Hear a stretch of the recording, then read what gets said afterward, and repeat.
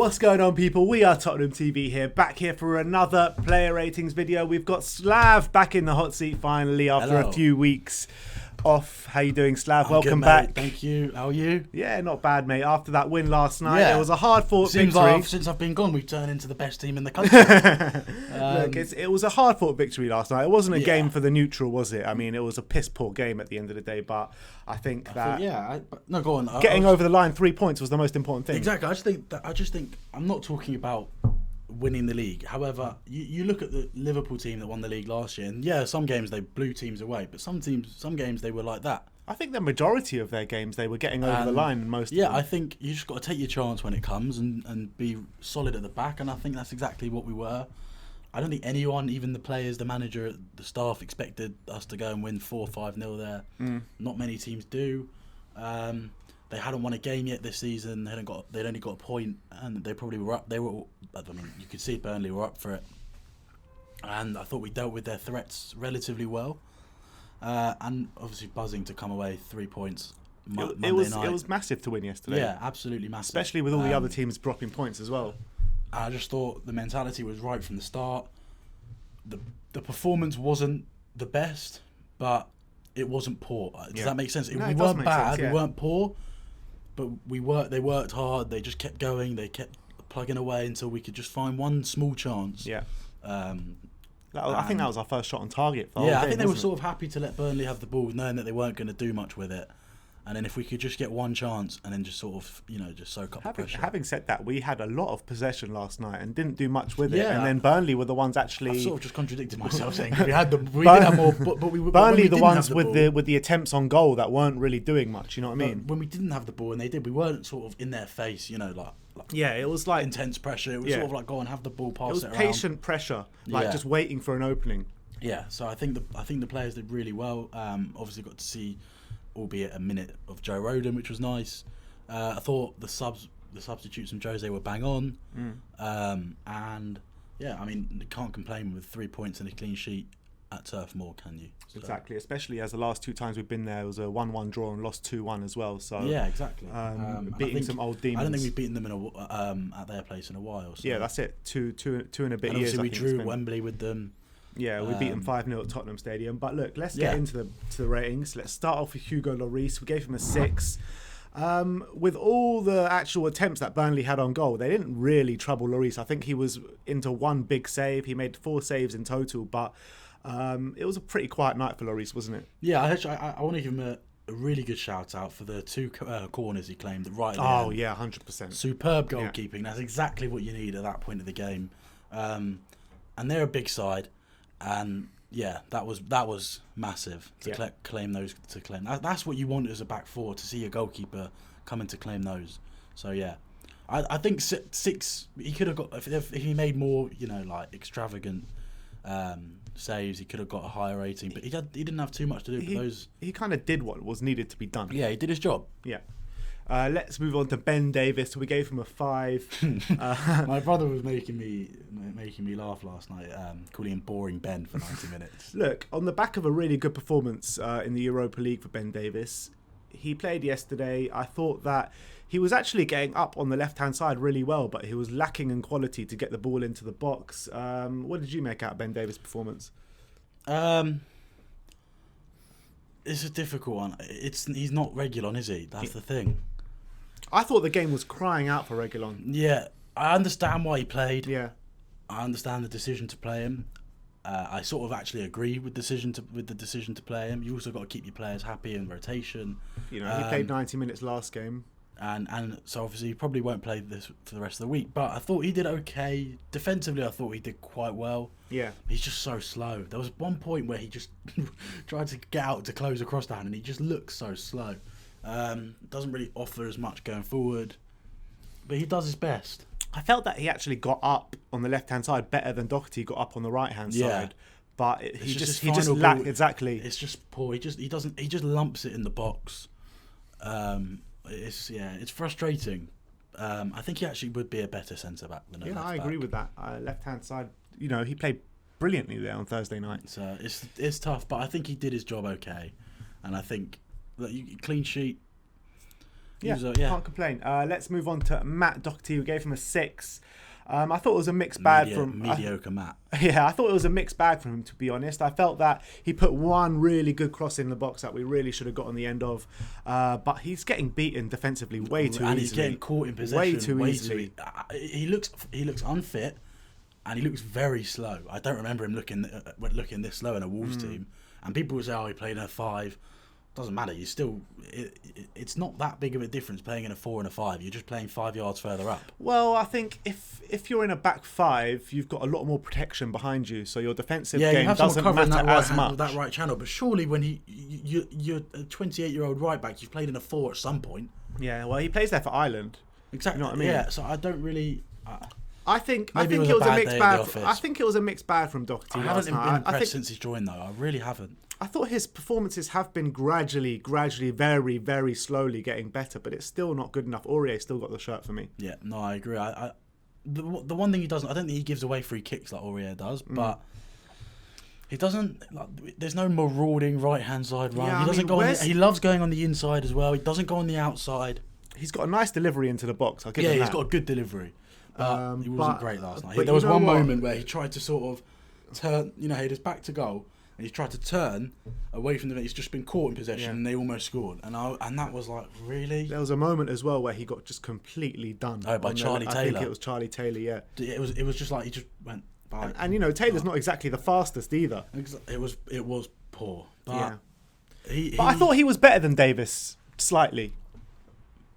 Disagree. Anyway, let's move on to Eric Dyer. Back in the side, we gave him a 7. I thought it was a very good, commanding performance from Eric Dyer, but he nearly cost us a goal. Flick. What the hell was that? What was that? That's naivety. That actually is what I think the difference is between the other top 6 defenders and us. I think some of the mistakes that the other defenders in the top 6 make when we talk about how teams like Arsenal, Chelsea, United aren't great defensively, the mistakes they make are pretty much because their defenders are poor. They're just not very good. Yeah. The mistakes we make are through naivety. 100%. Eric Dyer is a good centre back, but that mistake is through naivety and arrogance. Why are you not just lumping that out? You're the last defender. You've got attacker. Go home to Hugo. You've got attacker. Exactly. There's an attacker bearing down on you. Goal scorer behind you. What are you? And he's trying to play it over his head. He's so lucky it's hit his hand. He's so lucky. And he's lucky the ref's seen it. Yeah. Although I probably would have got ruled out VAR. But look, I think apart from that, I thought he was very, very good. Really good. Gets better every time. Yeah. But yeah, that's the problem with these defenders. If they cut that out, all of them, we'd be a really good defensive unit. I would say him and... But I don't see those... And you saw Jose going mad as well. Yeah. Like, what are you doing? I say him and Toby, which we'll get onto in a second, were trying the long ball from the back time and time again. It was really frustrating. It's like watching Sunday League. It was really frustrating at times. But look, we got the 3 points at the end. Let's move on to Toby Alderweireld. We gave him 8. I thought he was best performance in a while. He was amazing at the back there. He cut his eye open in the first 10 minutes. He got the head bandage like Hjbjerg did in the last game. But look, I thought Toby, he was sensational. He really was. I think no attacker got past him. He had a really commanding performance. I think the game suited him as well because Burnley didn't really have pacey attackers, so he just stood his ground. He provided that kind of aerial presence as well. He didn't get bullied by Wood, so I thought it was a really good performance. Yeah. There's a couple moments where you just thought where he sort of backed off Wood and allowed him to have the ball, which didn't please me. Yeah. But I thought on the whole he was excellent. Really, really good defensive display. Back to sort of the old Toby a little bit. Yeah. Also, in we talk about the long balls. A couple of them are actually quite good from Toby. Onto over the top to Harry. The thing is, it's they were quite good, but it's just time and time and time again. It's like that was our only tactic in the first half. As a centre back, your first job is to defend, and I thought he defended really 100%. Well. I think something like 5 clearances, the most clearances, three blocks. Really, really good display from him, and someone who wasn't, I would say, dropped, but wasn't necessarily after the Everton game wasn't necessarily in the team. And I think he's sort of put in a performance last night to prove that he should be in the team. Well, we've got different defenders for different kind of games. You don't want Toby Alderweireld there when you've got a pacey front line. That's just as simple as that. That's why I think you've got the likes of Sanchez, Tanganga. I think Rodon's got a bit of pace about him. That's what I'm hearing anyway. But I think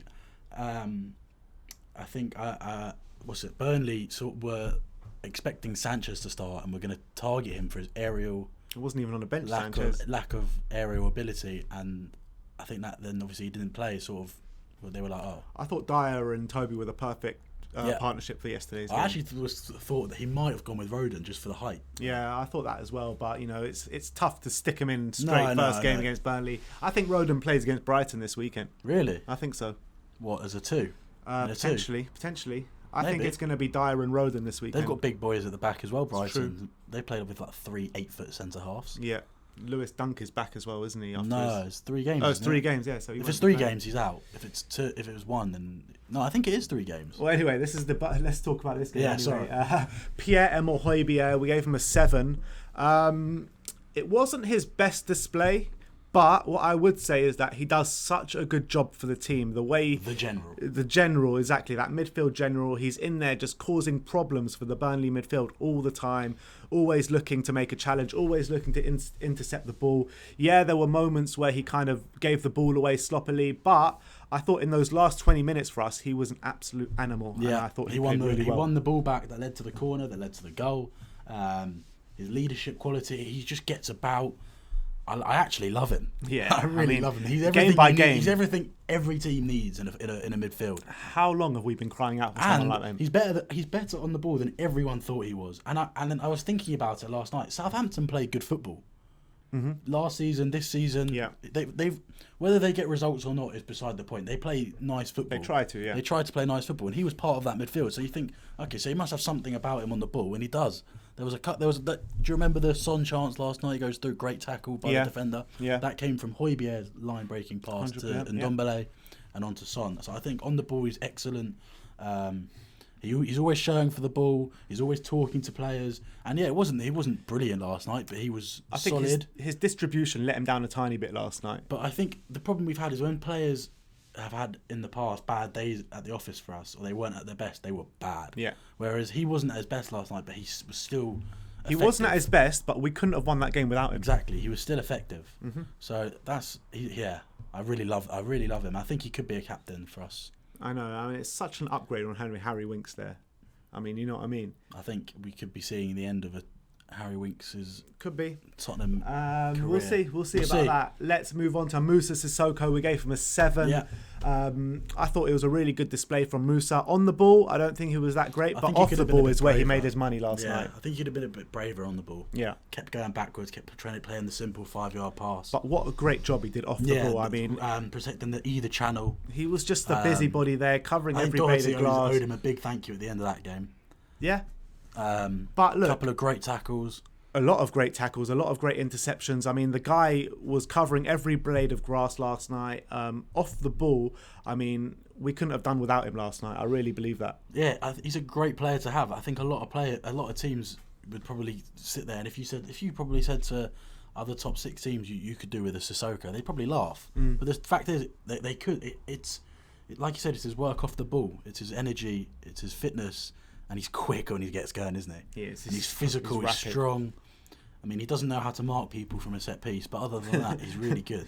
You know, if he could mark people from set pieces... Did you see him? He was really... I feel bad. He doesn't... It's like he's like looking around like what's going on? I love Musa, though. Let's move on to Tanguy Ndombele. We gave him a 7. Potentially could have got a bigger rating if he kept up his performance all game, but... Yeah. He was the only one in that first half that showed any attacking intent whatsoever. He got the ball, he was beating men. I mean, he was untouchable pretty much in that first half. I felt that he started the second half as he ended the first half, but he kind of drifted out of the game. I thought it was a similar display to Hjbjerg. I thought he wasn't at his best, but he was still effective. Yeah. I mean, the things that he can do with the football. And I thought if Son goes on to score that chance where he gets put through on goal, we're talking about a 9 out of 10. Yeah, potentially. But the things this guy can do with the football at his feet, the way he manipulates defenders, it's unbelievable. What a football player we've got on our hands. And as well, when you look at it, the last time he played at Turf Moor, got hauled off at half time for not running. I think he didn't make one sprint that whole game. I mean, what a difference of a player it is now. Yeah, no, he's been one of our best players, proving his money, proving his worth, that the money was well spent. He's a brilliant footballer. Yeah. He's always had the ability. 100%. Let's move on to Lucas Moura. We gave him a 3. Unfortunately, the lowest rating on the night. Really poor. He just didn't offer anything did he? Didn't show for the ball. Didn't get in behind. Didn't move. No movement. I thought the front. I know we won. I thought the movement was a bit poor last night. It was so static. And so lethargic as well. And he was the worst one. He just didn't get involved. He didn't want to look like he didn't want the ball. And when he did get the ball, he gave it away or he lost it. Wasn't great. And at a time where you need to play well to prove that you should be in the team, when you've got about 4 other right wingers. To be fair to him, the last 3 starts before last night, he scored a goal. So, but then it's a big Premier League game on a Monday night. You need to at least. Can you do it on a Monday night in Burnley? No, you can't. No, you can't. No. Let's move on to Heung-min Son. We gave him a 7. I thought it was difficult for our attacking players last night, as it was for Lucas as well. Heung-min Son, he didn't get involved too much, but he got the all-important goal and we win 1-0. Yeah, it was a good header as well. Top goal scorer in the Premier League, 8 goals. More goals than Arsenal. Same man. No, he's got more Premier League goals than Arsenal. I think Arsenal got 8 Premier League goals. I thought they had 5. No, it's 8, I think. Maybe. I think it's 8. That's a shame. Still not. Anyway, that's beside the point. I thought Son was really good in terms of work rate, in terms of... His work rate's always second to none, isn't it? In terms of trying. And obviously he got the goal. It was tough because he couldn't get in behind because... There was no space. You're playing a Burnley side who are one of the best in the league at defending, at having a shape and a low block. Yeah. So... wasn't his best performance. That's the thing. It wasn't these players' best performances, but we said before it's grinding out the result. But that's a sign of a good team winning when you don't have your best performance, especially away at Burnley. But yeah, Son we gave a 7. Last of the starting 11, Harry Kane we gave an 8 as well. He's our best defender. Best exactly. Best all we want is a team of Harry Kanes. But look, he can play that header off the line. Was it a corner? Yeah, the awareness, the intelligence, the anticipation. So good. I mean, he knows that we aren't going to win that header. Those 5 steps back to go to that line and to header it out, it is just amazing. And then 10 minutes later, he goes up the other end, heads it to Heung-min Son for the goal. At the end, I'm not sure if you noticed, at the end when literally almost the last kick of the game, they're trying to lump it up to be. And what's he done? He's blocked it, and it's gone out for a throw. The guy is. They've tried to smash it long, and he's somehow got in the way of that as well. He's amazing. He is absolutely amazing. He's flicked a switch this year, and he is truly, truly elite. Do you think under Poch and under the beginning of Mourinho and the back end of Poch, his heart wasn't there? I don't think his heart wasn't there. I think the team wasn't clicking. The team, it was a whole team thing. I mean, when the team is clicking, then everyone looks good. But Harry Kane, the whole team looked terrible these last 2 years. Do you know what I mean? Yeah, I mean it's you can't put it down to Harry Kane. I now look forward to every Tottenham game because we just look. I think we haven't. What was it? 17. I think one defeat in 17 games, 9 unbeaten. Yeah, the only defeat was Everton. I think since Sheffield United, the only defeat in all competitions was Everton. Yeah. Which is fantastic. And that just shows you because, before that, when Mourinho came in, we were a year without an away win. We'd be flying without VAR for that. A year without an away win. Yeah, and we've won 4 all of last season. We've won our first 3 this season. So, and also, I forgot what I was going to say. Anyway, let's go on to the substitutes. Eric Lamela, we gave him a 6.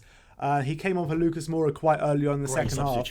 It was a great substitution. Jose was the right. Everyone called him on Twitter for Bale. Bale wasn't the right move. Bale would have got his ankles would have got completely shattered in this game. Yeah. But look, Eric Lamela, I don't think his quality was that good, but he provided the kind of energy, the energy and the directness that we needed in our play because the attack was flat the attack was flat before he came on. Yeah, it's just running around, just putting yourself about, making a run in behind. That's what we needed. I thought he should have started, to be fair. Getting on the ball and yeah, it was effective. It caused Burnley problems. He had a shot on target as well. He took the corner that led to the goal. He worked hard. He left one in on someone. Somehow he's not been sent off for that. Yeah, that's 2 and then he's got 2 feet studs he's got up. The cheek to tweet after. There was a great tackle. It was literally 2 feet sliding studs up. I said 2 minutes before, and I said Lamela will be the change, and I was with my family. They said, no, like, why would you bring him on? I said, watch, you'll bring him on. And it was the perfect change. Like you said, Bale was not the one to bring on. It was not a game for Bale. I do think we should have brought on Lo Celso a bit earlier. I think he would have done if it didn't go in. Yeah. If we didn't score. I thought Lo Celso, when he came on, I know he didn't have much time, but when he came on, he really showed how sharp he is. Yeah. It looks like he's back to his kind of fully fit self. He can't even get in the team. I know, but when he came on, he's got to start next game. He looks on fire, Lo Celso. I really thought he played well when he came on. Yeah. Well, should we move on to him? Yeah, well, I think we've covered all about Lo Celso. Any more comments on Lo Celso for you? No, but yeah, just the squad. It's such a pleasure to have this big squad.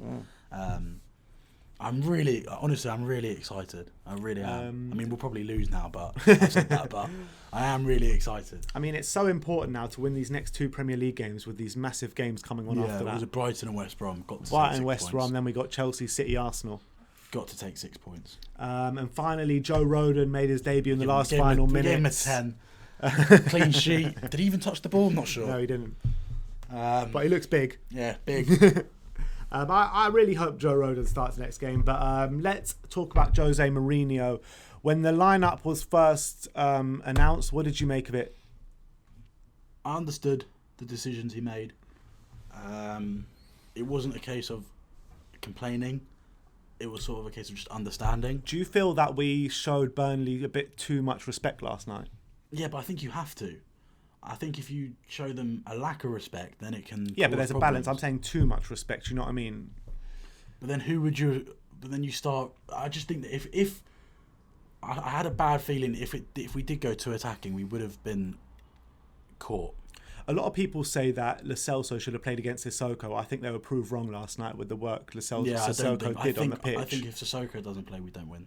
And I think if Hjbjerg doesn't I do play, feel that Reguilon should have played instead of Ben Davies. I felt that he would have proved such a good outlet on that left-hand side. I think he could have come off the bench around the hour mark. But I understood why he started Ben Davies. I mean, hindsight's a great thing, isn't it? But at the end of the day, you can't really mark Jose Mourinho down too much for last night, can you? Clean sheet, 3 points, a tough place to go. A Sean Dyche side that had almost a fully fit squad to pick from, other than Ben Mee, I think. Yeah. So you can't really complain. All right. Very happy. We move on to Thursday in Belgium. Antwerp Thursday night, and then Brighton on Sunday. Massive chance. Yeah, this is a massive We'll go chance. top of the league on Sunday. Can we? Yeah, if results go our way. Yeah. Well, anyway, that is your player ratings for the Burnley, a 1-0 game at Turf Moor. Let me know in the comment section below what you thought of the ratings. Let me know in the comment section below what your ratings are from the game. Like, subscribe and comment. And as always, come on you Spurs.